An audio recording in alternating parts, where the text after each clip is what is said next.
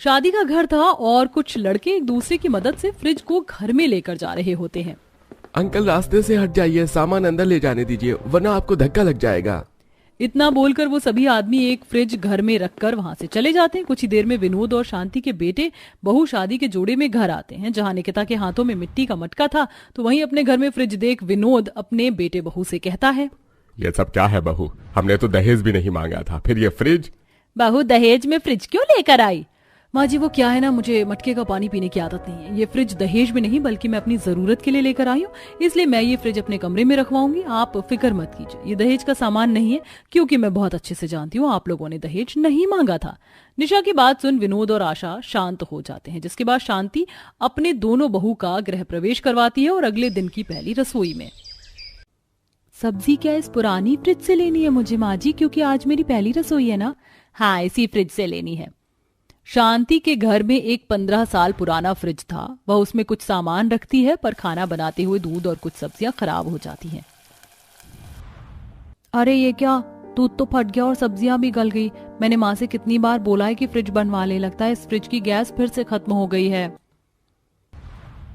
कोई बात नहीं काजल, जब तक हम खाना बना रहे हैं तो मार्केट से दूध ले आओ। फ्रिज काफी पुराना था जिस वजह से अक्सर खराब होता था, पर इस बार जब फ्रिज खराब होता है तो शांति भी ठीक नहीं करवाती। कुछ ही देर में दोनों बहू की पहली रसोई होती है और इसी तरह कुछ दिन बीत जाते हैं। क्योंकि अब घर का पुराना फ्रिज खराब हो चुका था, इसलिए एक रात जब सब खाना खा रहे होते हैं तो काजल बिना किसी से पूछे फ्रिज से पानी की बोतल ले आती है। माँ पुराना फ्रिज खराब हो गया था तो क्या भाभी के कमरे में तो अभी भी फ्रिज है? इतनी गर्मी में खाने के साथ गर्म पानी नहीं पिया जाता, फ्रिज में ठंडी बोतल रखी इसलिए मैं 2 बोतल ले आई। काजल बहू अपने पर्सनल काम के लिए फ्रिज लेकर आई है, तुम्हें एक बार पूछ लेना चाहिए था। कोई बात नहीं माँ जी, पानी ही तो है। पहले दिन तो निशा कुछ नहीं बोलती, पर जैसे जैसे समय गुजरता है अब काजल के साथ शांति भी उसके फ्रिज का इस्तेमाल करने लगती है।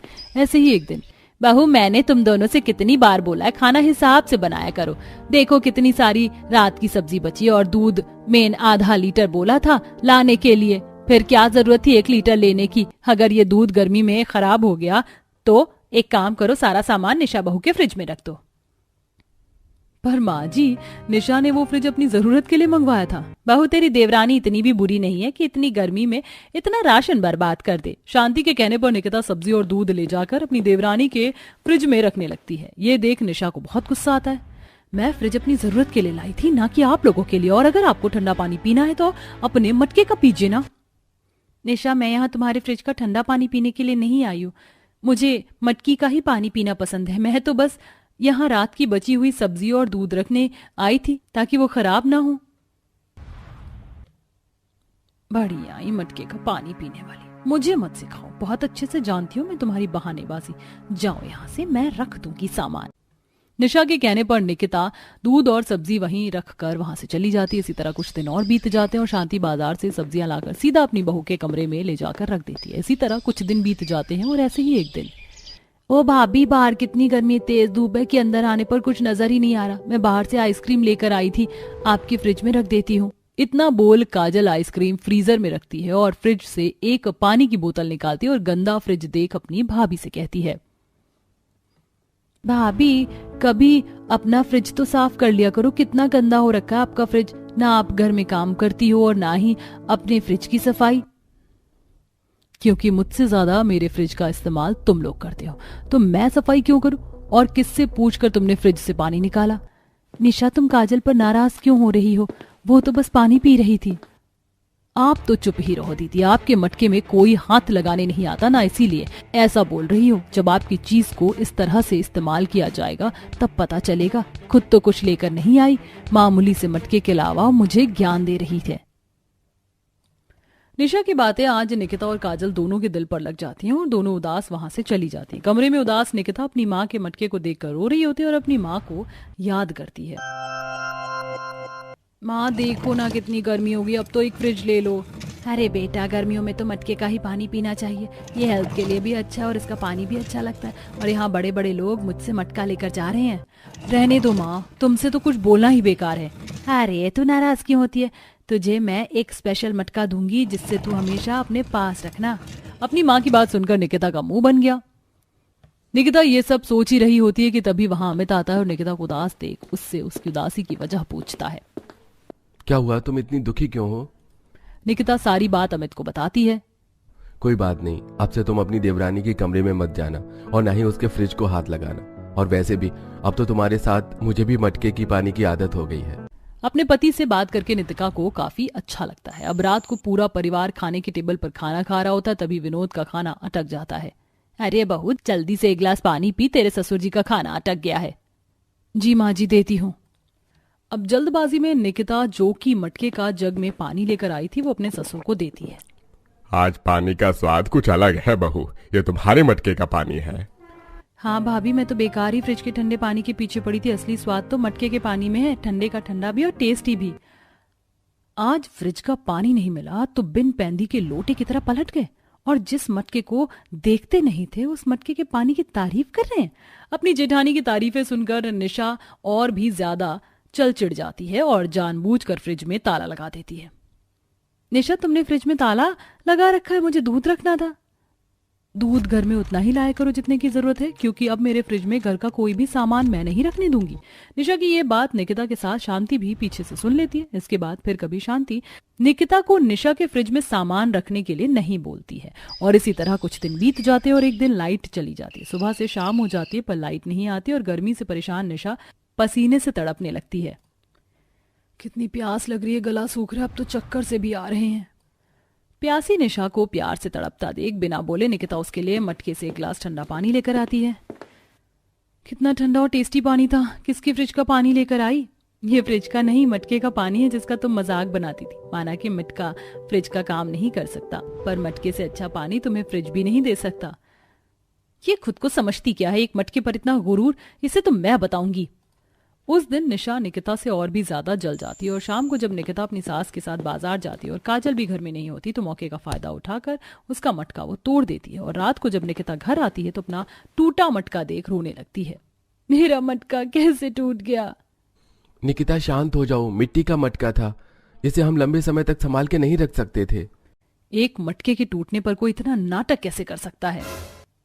निशा, तुम नहीं समझोगी इस मटके से निकिता को क्या लगाव था। अपना टूटा हुआ मटका देख निकिता पूरी तरह से टूट जाती है और वह मटके के टुकड़ों को संभाल कर रख लेती है। इसी तरह कुछ दिन बीत जाते हैं और एक दिन निशा जब नहा कर निकलती तो वो देखती है कि उसके हाथ का ब्रेसलेट कहीं गुम गया है। अपना ब्रेसलेट हाथों में ना देखकर वो इधर उधर ढूंढती और रोने लगती है। माँ जी, पापा जी, आप लोगों ने मेरा ब्रेसलेट देखा क्या? वो मेरे पापा की आखिरी निशानी थी। मेरे और मेरे पापा की कभी नहीं बनी। ये लास्ट गिफ्ट था जब उन्होंने मुझे दिया था। आखिरी समय में उनसे बात भी नहीं कर पाई थी। अगर वो ब्रेसलेट भी खो गया तो मैं क्या करूंगी? निशा को रोता देख निकिता को अपनी माँ की याद आती है। बेटा, तेरी गरीब माँ तुझे इस स्पेशल मटके के अलावा कुछ नहीं दे सकती। इसे तू हमेशा अपने पास रखना। जब भी तू इस मटके का पानी पिएगी तुझे मेरे होने का एहसास होगा, इसलिए मैंने इस मटके पर हम दोनों का नाम लिखा है। अपनी माँ को याद कर निकिता बाथरूम में जाती है और बाथरूम का कोना कोना देखती है और उसकी नजर जाली पर पड़ती है जिसमें निशा का ब्रेसलेट फंसा होता है। जल्दी से निकिता ब्रेसलेट निकालकर निशा को दे देती है। ये लो निशा, तुम्हारा ब्रेसलेट बाथरूम के जाल में फंसा था और मैं समझ सकती हूँ माता पिता की आखिरी निशानी क्या होती है। वो मटका भी मेरी माँ की आखिरी निशानी थी, इसलिए मैं उसे इतना संभाल के रखती थी। जब निशा को पता चलता है कि वो मटका निकिता की माँ की आखिरी निशानी थी तो उसे बहुत दुख होता है और वो अपनी गलती सुधारने के लिए निकिता के मटके का टुकड़ा और नाम वाला हिस्सा लेकर मटके वाले के पास जाती है और उसे एक नया मटका बनवाती है और टूटे हुए मटके पर मटके के टुकड़े चिपकवाती है और निकिता को देती है। उस दिन जलन में आकर, वो मटका मैंने तोड़ा था, मैं उस मटके को तो पहले की तरह नहीं बना सकती थी, पर मैंने नए मटके पर उस पुराने मटके के टुकड़े चिपकाकर नया मटका बनाया है और आपका नाम भी है इस पर। मुझे माफ कर दीजिए।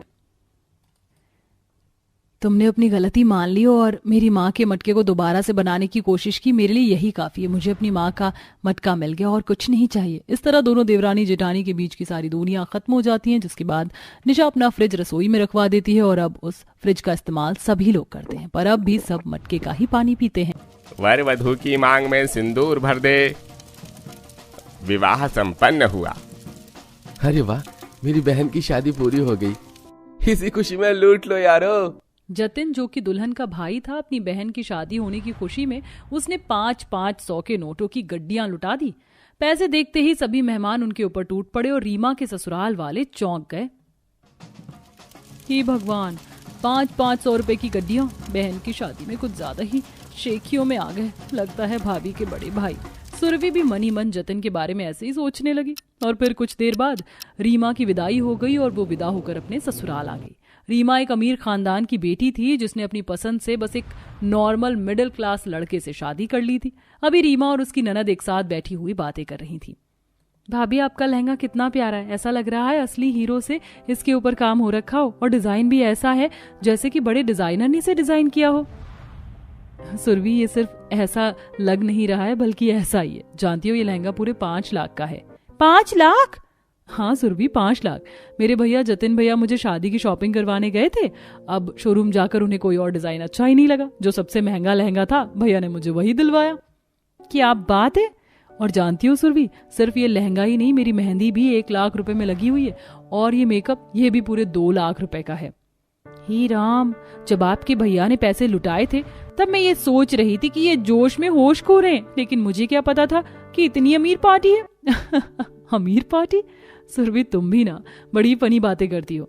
वैसे सुरभि, मैंने तुम्हें अपने घर और भैया के बारे में कितना कुछ बता दिया। अब तुम भी बताओ कि आखिर तुम्हारे भैया कैसे हैं, क्या पसंद करते हैं? मुझे तो उनके बारे में कुछ भी पता नहीं है। बताती हूँ ना भाभी, मेरे भैया बहुत अच्छे सीधे साधे से इंसान है, और उन्हें ना खाने का बड़ा शौक है। वो अच्छी अच्छी चीजें लाकर खाते भी और खिलाते भी हैं। अच्छा। सुरभि और रीमा दोनों ही एक दूसरे से इसी तरह बातें करने लगी, और बातें करके सुरभि रीमा के कमरे से आ गई, जहां अकेले में वो खुद से ही बोलने लगी। भाभी के भाई कितने काबिल और अमीर हैं। उन्होंने भाभी को कितने नाजों में पाला है। मैं भी अपने लिए ऐसा ही अमीर हमसफर ही चाहती हूँ। कैसा हो अगर भाभी के भैया से मैं शादी कर लूं और भाभी की भाभी बन जाऊं। सुरभि के मन में ऐसे ख्याल जागने लगे। कुछ ही देर बाद सुबह हो गई और आज रीमा की पहली रसोई की रस्म थी, जिसमें उसने विदेशी डेजर्ट टिरामिसू बनाया। भाभी ये क्या है, न खीर है न हलवा। बहू, ये जो भी है देखने से तो अच्छा लग रहा है, लेकिन समझ नहीं आ रहा कि आखिर है क्या। माँ जी, ये टिरामिसू है। टिरामिसू पता है, मैंने इसे खास चाइना में जाकर बनाना सीखा था, और वहीं के सामान से आज मैंने इसे यहाँ बनाया है। खाकर तो बताइए आप सभी को कैसा लगा। रीमा के बोलने पर सभी ने एक एक चम्मच उसका डेजर्ट खाया, जिसको खाते ही अति उत्तम, इसे खाते ही मेरी शुद्ध हिंदी जाग गई। रीमा, मानना पड़ेगा तुम्हारी बनाई हुई ये डिश तो सुपर हिट है। सही कहा, शानदार। भाभी, एक डिश सीखने के लिए आप चाइना चली गईं, क्या नसीब है। बेटा, अमीरों के लिए सब कुछ आसान होता है। हाँ माँ, सही कहा आपने। वैसे भाभी, मानना पड़ेगा आपने डेजर्ट तो बहुत ही अच्छा बनाया है। सुरभि भी रीमा की तारीफ करने लगी, लेकिन मन में उसके बस रीमा के मायके वालों की अमीरी ही घूम रही थी। चाहे जो हो जाए, भाभी के भाई से तो अब मैं शादी करके रहूंगी, तभी तो फिर मैं भाभी की ननद से भाभी की भाभी बन पाऊंगी। सुरभि ऐसे ही मन सोच सोच कर मौके की ताक में रहने लगी। देखते ही देखते कुछ दिन और गुजर गए, और वो दिन भी आया जब रीमा का पूरा ससुराल उसके मायके जाने वाला था। माँ जी, सभी रेडी हैं तो फिर हम चलें क्या मेरे पगफेरे की रस्म करने? हाँ बहू, बस वो अभी सुरभि नहीं आई है। माँ, मैं भी तैयार हूँ, चलिए चलते हैं। सुरभि, इतना बन ठन कर क्यों जा रही है? बड़ी बड़ी बालियां, ये महंगा सूट। बेटा, तेरी भाभी का पगफेरा है, तेरी सगाई नहीं। ओहो माँ, अब लड़कियां ही नहीं बनेंगी और सवरेंगी तो कौन बनेगा? आप ऐसी बातें मत किया करो, और मैं अच्छी लग रही हूँ, चलो चलते हैं। हाँ माँ जी, ये उम्र तो लड़कियों की बनने संवरने की ही होती है। होने दो ना सुरभि को तैयार। रीमा की भी बात सुनकर फिर यशोदा कुछ नहीं बोली, और वो सभी गाड़ी में बैठकर रीमा के घर आ गए। रीमा के घर की जगह एक बहुत ही बड़ा महल खड़ा हुआ था। आसपास गार्डन में हरियाली थी, और उनके स्वागत में दरवाजे पर नौकर भी थे। हे भगवान, घर नहीं, ये तो महल है महल। मेरे तो भाग खुल जाएंगे अगर मैं यहाँ की बहू बन जाऊं तो। सुरभि, ये मौका तुझे हाथ से नहीं जाने देना है। हे भगवान, ये घर है या महल? यहाँ आकर तो बड़ा अजीब अजीब सा लग रहा है। क्यों अजीब क्यों लग रहा है माँ जी? माँ जी, ये सिर्फ मेरा नहीं, आपका भी घर है। चलिए अब अंदर आइए। रीमा अपनी सास और ननद वगैरह को अपने घर के अंदर ले गई। अंदर से भी घर नौकरों से भरा हुआ बेहद आलीशान था। सुरभि की इस अमीरों को देखकर लार टपक रही थी कि तभी रीमा का भाई जतिन आ गया। अरे अरे, आइए आइए, स्वागत है, बैठिए ना। जतिन के बोलने पर सभी सोफे पर बैठ गए। जतिन भी सोफे पर ही था, और उसके पास सुरभि चिपक कर बैठ गई। अरे सुरभि, तू कहाँ रीमा के भाई में घुसकर बैठ गई है? यहाँ आजा, यहाँ जगह खाली है। नहीं माँ, मुझे नहीं आना, इधर मुझे अच्छा लग रहा है, मुझे बैठने दो। सुरभि की इस हरकत पर सभी को काफी हैरानी हुई, लेकिन कोई कुछ नहीं बोला। ऐसे ही जब सभी खाना खाने बैठे तब, अरे रीमा, मुझे हरी चटनी तो देना। ये लीजिए, और कुछ चाहिए क्या आपको? नहीं शुक्रिया। ये रीमा की ननद के इरादे कुछ नेक नहीं लग रहे। जब से आई है बस जतिन के गले पड़ गई है। सभी को सुरभि का जतिन के इतना पास आना सही नहीं लग रहा था, लेकिन पैसे के ख्वाबों में चूर सुरभि कुछ नहीं देख पा रही थी। ऐसे ही उसने जतिन के आगे पीछे रहकर उसे इम्प्रेस करना चाहा, और शाम के वक्त जब वो आ रहे थे, ये लीजिए, और हाँ, हम आज से दोस्त हैं, ये मेरा फोन नंबर है, कॉल जरूर करना। सुरभि ऐसे बोलते हुए जतिन को पेपर देकर आ गई। जतिन ने भी सुरभि के जाने के बाद उससे बात करना शुरू कर दिया, और धीरे धीरे जतिन सुरभि के प्यार में पड़ गया और उसने उससे शादी का फैसला कर लिया। सभी घरवाले भी उनकी शादी को लेकर मान गए और सुरभि की जतिन से शादी हो गई। अब सुरभि की शादी हुए लगभग 1 हफ्ता बीत चुका था। डियर, आज तुम फ्री हो? नहीं, मैं फ्री नहीं हूँ। आज मुझे मेरे हेयर केयर एक्सपर्ट के पास जाना है। मैंने तो सोचा था आज हम थोड़ा वक्त साथ बिताएंगे। थोड़ा वक्त साथ? किस खुशी में? मैं अपनी ब्यूटी के साथ कॉम्प्रोमाइज नहीं करूंगी। ठीक है, जो तुम्हारा दिल करे वो करो। जतिन को सुरभि की बात सुनकर काफी बुरा लगा। सुरभि ऐसी ही थी, उसने जतिन से शादी बस पैसे के लिए की थी। सुरभि की बात सुनकर जतिन अकेले ही बाहर चला गया। ऐसे ही एक दिन सुरभि के घर उसकी माँ और भाभी आई। मेरी तो ननद ही मेरी भाभी बन जाएगी, ये मैंने कभी नहीं सोचा था। वैसे माँ, इस वक्त सुरभि है का? कहीं दिख नहीं रही? अपने कमरे में ही होगी। बहन, सुरभि को बुला दो, देखने का बड़ा दिल कर रहा है। उर्मिला सुरभि को उसके कमरे में बुलाने गई, लेकिन माँ जी, भाभी और माँ से मना कर दीजिए, इस वक्त मैं अपने किसी जरूरी काम में बिजी हूं तो आ नहीं पाऊंगी। सुरभि अपनी सास के बोलने पर भी अपनी भाभी और माँ के पास नहीं आई। उसका यही पैसे का घमंड उसे सबसे दूर कर रहा था। ऐसे ही सिलसिला जारी था, और अब सुरभि अपने पैसे के लालच की वजह से अकेली हो चुकी थी। न जतिन उसे वक्त देता था, न उसके मायके वाले उससे कोई मतलब वास्ता रखते थे, जिसकी वजह से अब सुरभि को अपने किए पर पछतावा हो रहा था। मैंने अपनों के साथ अच्छा नहीं किया। मैंने सिर्फ पैसा देखकर ही शादी की और पैसे से प्यार किया, जिसकी वजह से आज सभी मुझसे दूर हो गए। आज मेरे पति को भी मेरे लिए वक्त नहीं है, क्योंकि जब उन्होंने मेरे लिए वक्त निकाला तब मैं उनके लिए नहीं थी। मुझे सबसे माफी मांगनी चाहिए। सुरभि को अब तन्हाई से एहसास हो गया था कि पैसा सिर्फ फौरी तौर पर खुशी दे सकता है, लेकिन सुकून और असली खुशी परिवार के साथ से ही होती है। सुरभि ने अपने पति से ये सब जानने के बाद माफी मांग ली, जिसके बाद वो भी खुशी खुशी रहने लगी।